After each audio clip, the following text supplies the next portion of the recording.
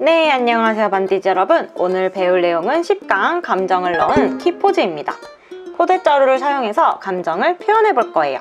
슬픔에 빠져있는 캐릭터가 주저앉아 웅크린 자세를 표현해 볼 건데요.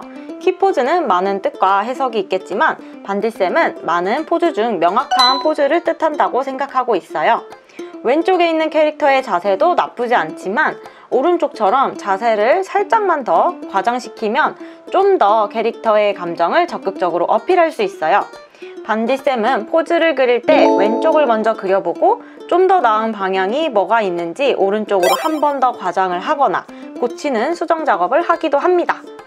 이 작업을 하는 이유는 좀 더 의미 전달을 잘하기 위함이에요. 다음으로 포대자루가 지친 모습을 그려볼 거예요. 위에는 누워만 있기만 하고 감정이 뚜렷하게 전달되진 않아요. 그저 생명이 없는 포대자루죠. 하지만 아래 포대자루를 보면 느낌이 달라요. 생명이 들어갔죠. 힘들게 한쪽 팔을 든 포대자루, 그리고 떡이 녹은 듯 축 처지게 그리면 포대자루에게 피곤하다는 감정을 실을 수가 있어요. 다음으로 배부르면서 게으르고 지친 포대자루의 포즈를 잡아볼 거예요. 초급자의 경우 그냥 앉아있는 자세를 그리는 경우가 많아요. 아무리 지쳐도 말이죠. 하지만 어떻게 하면 좀 더 이 감정을 어필하고 표현할 수 있을지 고민을 해봐야 해요. 배를 빵빵하게 해서 상체에는 힘이 없고 하체로 모든 에너지와 힘이 내려간 느낌을 줬고, 맨 오른쪽에 의자 위에 앉아있는 포대자루는 아예 몸을 뒤로 뉘고 한쪽 발만 더 처지게 그려봤어요. 이렇게 반디즈님들도 어떤 포즈를 그리던 간에 어떤 것이 더 좋은 베스트 포즈인지에 대해서 고민할 필요가 있습니다. 그리고 감정을 더 실어서 그려보세요. 포대자루의 팔과 다리가 되는 부분을 모아 낮게 점프를 하면 사뿐함, 소심한 느낌을 줄 수 있어요. 활동적인 느낌은 적죠. 통통 튀고 발랄하고 넘치는 에너지가 느껴지게 포즈를 그리려면 어떻게 해야 할까요? 바로 포대자루가 높게 점프를 하고 몸의 중앙에서부터 화살표 방향처럼 사방으로 쫙 퍼지게 그리면 넘치는 에너지를 표현할 수가 있습니다. 몸통의 기울기도 감정을 표현하는데 굉장히 중요한 역할을 해요. 뒤로 젖혀진 포대자루는 후퇴하는 느낌을 줄 수가 있고요. 손을 뻗어 앞으로 나아가는 듯한 포대자루는 전진한다는 느낌을 줄 수가 있어요.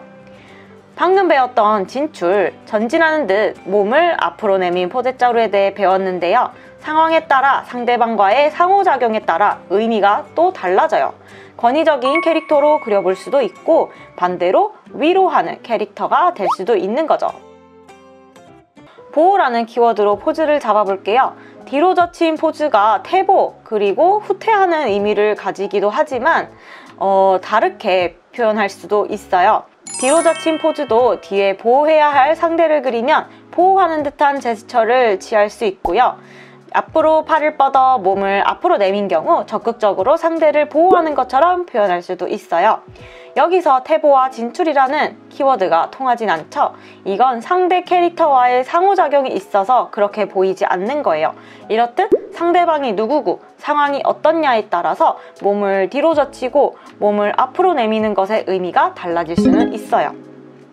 거실에서 유리 깨지는 소리가 들려서 호기심이 생긴 포대자루를 그려봤어요. 몸을 비틀어서 소리가 나는 곳을 보는 포대자루. 이것을 다시 한번 인간 캐릭터와 흡사한 캐릭터 더미로 다시 잡아봤어요. 이렇게 포대자루로 연습을 해본 다음에 이 방향에 맞춰서 캐릭터를 다시 그려보면 꽤나 큰 도움을 받게 됩니다. 흐름을 읽을 수 있어요. 다른 표현으로 벽에 길을 대는 것처럼 보이는 포대자루도 그려봤어요. 호기심을 표현하는 자세는 한두 개가 아니에요. 그렇기 때문에 반디즈 분들이 이 자세는 무조건 이 자세라고 생각하시면 안 되고 상황에 따라서 캐릭터의 성격에 따라서 포즈를 다르게 그려줘야 돼요. 그렇기 때문에 이 반디쌤은 상황을 하나 적고 거기에 어울리는 자세들을 여러 번 여러 개 그려보는 편이에요. 이것도 반디즈님들께 추천을 드리는 방법입니다. 자신감, 활동적인 포대자루를 그려본다면 어떻게 해야 할까요? 가슴을 쫙 펴본다든지 폭을 넓게 해서 걷는 포대자루를 그려본다든지 아니면은 발을 더 길게 뻗어서 떠있게 그려서 앞으로 나아가는 포대자루로 그려볼 수도 있겠죠. 추진력이 느껴지는 발재간을 그려볼 수도 있는 거죠. 반대로 울적하고 피곤한 포대자루를 그려볼까요? 무거운 느낌을 주기 위해 발이 땅에 끌리는 자세를 그려본다든지, 몸에 힘이 없어 폭이 좁고 다소 느리게 걷는 포대자루를 그려본다든지, 엉덩이를 위로 하게 하고 상체가 밑으로 처지는 느낌으로 그려볼 수도 있겠죠. 반디 선생님은 초반에 포즈 공부했을 때 이렇게 점유로 공부를 많이 했어요. 왜냐면 캐릭터 얼굴, 머리카락, 의상, 이 키포즈에서 부수적인 거라고 생각을 하거든요. 그래서 먼저 상황과 감정을 잘 보여줄 수 있는 포즈를 먼저 연구하고 그려보는 작업을 많이 했어요. 이런 꾸밈 요소들은 진짜 저스트 꾸밈입니다. 이게 전체 흐름의 축이 될 수는 없는 거예요. 예쁜 캐릭터, 개성 있는 캐릭터를 그리겠다면서 캐릭터의 포즈의 중요성과 의미를 놓치게 되면은 캐릭터성이 무너지고 사라지게 되어 이 점을 유의하면서 포즈 연구를 하셨으면 좋겠습니다. 포대자루로 포즈 공부를 하는 거는 여기까지 할 거고요. 다음은 다시 기본기로 넘어가서 포즈를 어떻게 하면 더 좋게 할 수 있을지 고민해봐요. 긴 짝대기의 원기둥은 날렵함, 날쌘 느낌을 상대방에게 전달할 수 있고, 네모나고 뚠뚠한 직사각형은 묵직하고 단단한 느낌을 전달할 수 있어요. 같은 맥락으로 날렵하거나 뚠뚠하거나 체형과 체격에 따라 같은 자세라 할지라도 상대방이 보고 느끼는 것이 달라질 수 있다는 점, 이것도 같이 유의하고 넘어가면 너무 좋겠죠? 몸통에서 팔에 대해서 좀 더 딥하게 설명을 드릴게요. 몸통에서의 팔은 직선 또는 곡선으로 표현해 볼 수가 있는데요. 직선은 방향, 딱딱함, 경직, 뾰족한 에너지를 전달할 수가 있고, 곡선은 유연함, 휴식, 부드러움, 편안함을 전달할 수가 있어요.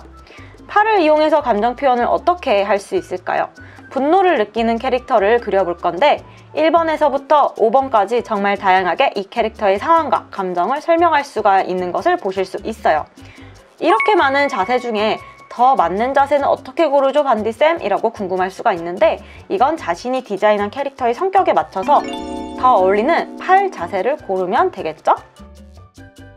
팔도 팔이지만 팔에 붙어있는 게 뭐죠? 손가락이죠? 손가락 끝의 표현만으로도 뉘앙스, 의미 전달도 할 수가 있어요. 강한 흐름, 에너지를 줄 수 있거든요. 다음으로 손가락 끝을 말면서 풀어지는 손가락은 에너지가 잘 이동하다가 많은 느낌이 있어요. 아래로 흐르죠. 근데 이게 만약에 이 손가락이 팀을 이끌어가는 리더의 손가락이라면 물음표 물음표 물음표, 네, 손끝이 어떤 모양이냐에 따라서도 성격이 보일 수 있어요. 뭐 손을 쫙 핀 손가락은 당참, 확신, 자신감이 있는 리더의 손가락일 수 있고, 그리고 손을 살짝 굽힌 거, 이거는 신중하고 꼼꼼하고 섬세한 리더의 손가락이 될 수도 있는 거죠. 이렇듯 팔의 곡선, 직선을 제외하고도 손가락의 곡선, 직선을 통해서도 충분히 감정과 성격, 그리고 성향, 의미 전달을 할 수가 있습니다. 휴식을 취할 때의 손끝 묘사는 어떻게 할까요? 힘을 꽉 쥐고 있는 손에 힘을 빼면 됩니다. 아래로 갈수록 손가락이 풀어졌죠? 이런 식으로 자연스럽게 손에 힘을 빼면서 휴식을 취하고 있는 캐릭터의 손끝 표현을 하면 되는 거예요. 하지만 반대로 이렇게 뻗어진 손가락은 모든 손가락에 힘을 줘야 가능해요. 그렇기 때문에 휴식을 취하고 있는 자세로는 어울리지 않아요. 이런 손끝까지 힘을 꽉 준 손가락은 손으로 강한 타격, 예를 들어서 손빵 깨기, 무술, 발표로 손을 들기에 더 적절한 손 모양이에요. 그러면은 이 정도 배웠으면 우리 이제 응용을 해보도록 해요. 주제는 위에서 아래로 떨어지는 자세를 그려볼 겁니다. 상황과 어울리지 않거나 애매모호하게 자세를 잡은 경우 무슨 자세인지 읽히지가 않아요. 애매모호하고 그렇기 때문에 맨 왼쪽 그림을 보면 다리도 흩어져 있고 팔은 또 직각이라서 떨어지는 느낌이 덜 들어요. 그리고 자세가 복잡하고 팔다리가 분절되어 보일수록 자세가 한눈에 읽기가 어렵거든요. 그렇기 때문에 팔을 뒤로 젖혀서 속도감을 업시키거나 손끝, 발끝 한눈에 읽히게 그려보면 이 점이 개선될 수가 있어요. 그리고 여기에서 실루엣도 한눈에 읽히잖아요. 이렇게 한눈에 읽히면 훨씬 더 좋겠죠? 반디 선생님, 그럼 반디 선생님은 어떻게 포즈 연구를 하세요? 궁금하실 거예요. 그래서 여기까지 보신 반디즈님들께 저의 포즈 공부법 이제 전수 들어가도록 하겠습니다. 우선은 반디쌤은 앉아있는 캐릭터라는 설정을 하고 이 캐릭터의 감정, 습관, 성격들이 드러나는 자세들을 여러 개로 파생시켜서 연습을 하는 편입니다. 앉아있는 자세, 앞에도 설명을 드렸지만 하나만 외운다고 해결되는 게 아니에요. 하나로 통일되는 것도 아니거든요. 모든 사람들의 상황이나 감정에 따라서 앉는 자세가 조금씩 다르기 때문에 자세 또한 연구가 굉장히 많이 필요한 부분이에요. 앉아있지만 딱딱하고 긴장했고 경직된 포즈, 그리고 여유로운 포즈, 나른하고 귀찮고 휴식을 하는 포즈, 타박하거나 집중하는 포즈, 슬픔, 괴로우면서 수치심을 느끼는 포즈, 이런 것들, 그리고 다리를 꼰다는 이런 부분은 사람마다 가지고 있는 습관이에요. 다리를 꼬지 않는 사람들도 있으니까요. 이런 식으로 정말 여러 가지를 그려볼 수가 있어요. 단지 앉아있는 자세를 그리는 것 뿐인데 말이죠. 검정 실루엣만 봐도 자세가 읽히게 그리려고 노력해요. 실루엣만으로도 명확하게 포즈를 그리는 연습을 해봅시다. 반디즈 여러분. 표정만이 감정을 표현할 수 있는 게 아니에요. 포인트를 잘 잡은 키포즈는 표정을 보지 않아도 상황과 감정이 잘 전달이 되거든요. 이 점을 유의해서 포즈를 그려봅시다. 급히 헐레벌떡 뛰어갈 때 모자가 날아갈까봐 손바닥으로 뒤를 잡고 있죠. 이것만으로도 이 캐릭터가 얼마나 빠르게 뛰고 있는지, 얼마나 급한 상황인지, 그리고 속도감을 느낄 수가 있어요.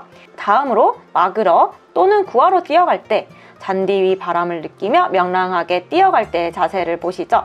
하체의 자세를 똑같이 그리더라도요, 팔을 앞으로 두느냐 뒤로 두느냐에 따라 전달하려는 의미도 달라질 수가 있어요. 대부분 이제 초보자분들은 일반적인 자세, 스탠다드 포즈라고 하는데, 이런 서 있는 자세나 아니면 감정을 싫지 않으면서 그림을 그려요. 이럴 때는 자세를 조금씩 바꾸면서, 몸의 기울기를 바꾸면서 그 상황을 전환시킬 수가 있어요. 세 번째 포즈인데요. 예로 들어서 몸을 뒤로 젖히고 팔을 직각으로 힘차게 왔다 갔다 하는 느낌을 주고 다리의 폭을 넓게 잡아봤어요. 그러면은 내적, 심남, 덩실덩실, 여유만만한 느낌을 어필할 수가 있어요.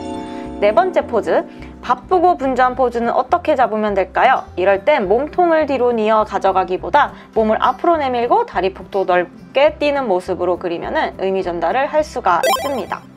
몸의 중심이 뒤에 있느냐 앞에 있느냐에 따라서도, 그리고 체격에 따라 다가오는 느낌이 달라질 수가 있어요. 배에 가슴을 내밀고 걸으면 여유로움을 느낄 수가 있고, 풍요로운 느낌? 이런 거를 할 수가 있고, 중심이 앞으로 간다면 압박을 주거나 피로를 느끼고 있다는 것을 의미 전달을 할 수가 있는 거죠. 구분 허리가 주는 효과도 있는데요. 바로 컴퓨터 앞에 많이 앉아 있으면 알 수 있죠. 저희 거북목이잖아요. 네, 힘이 없거나 기운이 없게 그려지게 그릴 수도 있어요. 또는 지팡이라는 소품을 들고 있다면 나이를 유추해 볼 수도 있겠죠. 키포즈를 잡을 때 가장 중요하게 여기는 포인트 하나 더 설명을 드리자면, 방금 앞에서도 설명을 드렸지만 그림자만 보고도 어떤 상황인지 어떤 감정인지 알 수 있는 것이 베스트예요. 분노를 표현하는 포즈를 취해 본 건데요. 사실 표정이 없이 실루엣만으로도 감정을 표현할 수 있어야 돼요. 그리고 뾰족한 어깨, 꼿꼿이 세운 팔과 다리, 그리고 공격적으로 몸의 방향을 앞으로 내민다든지, 이런 것들이 하나의 포즈로 보았을 때 완성도를 높여줘요. 날카로운 머리카락의 경우는 꼭 이렇게 그려야 된다는 것은 아니고, 분노를 표출할 때 도움이 될 만한 포인트, 이런 MSG 같은 경우를 저는 반디스님 이런 식으로 추가하는 편이에요. 날카로운 머리카락을 이렇게 분노를 표하는 것처럼 그리는 거죠. 이 점도 알면 좋을 것 같아서 예시로 그려봤어요. 그러면은 키포즈에 대한, 감정을 실은 키포즈에 대한 강의는 여기까지고요. 이번 반디TV 드로잉 클래스 VVIP 리어드는 50개의 포즈 더미와 반디쌤의 실루엣으로 포즈 공부하는 법, 이런 것들을 넣어봤고, 가입 방법은 아래 더보기를 통해 볼 수가 있습니다. 그러면 숙제를 해봐야겠죠. 초급자, 전공자분들한테 모두에게 드리는 숙제입니다. 시츄레이션, 소품을 사용해서 포즈를 잡아보는 거예요. 예로 들어서 소파에서 쉰다 라는 주제를 정하고 거기에 어울리는 자세를 여러 개 그려보는 겁니다. 10개에서 20개 정도가 연습하기 딱 좋아요. 이런 자세를 공부할 때 어렵다면 가까운 친구나 가족 또는 사진 속 사람들을 연구해보면 너무 좋겠죠? 두 번째로, 소품은 상관이 없어요. 어떤 소품이든 상관없지만 소품은 그대로 두고 소품을 활용한 다양한 감정의 포즈들을 그려보는 거예요. 행복, 분노, 기진맥진, 울적, 이런 식으로 소품은 그대로인데 감정을 여러 개로 나눠서 그려보는 거죠. 아무튼 오늘 강의 이걸로 마치게 되었는데요.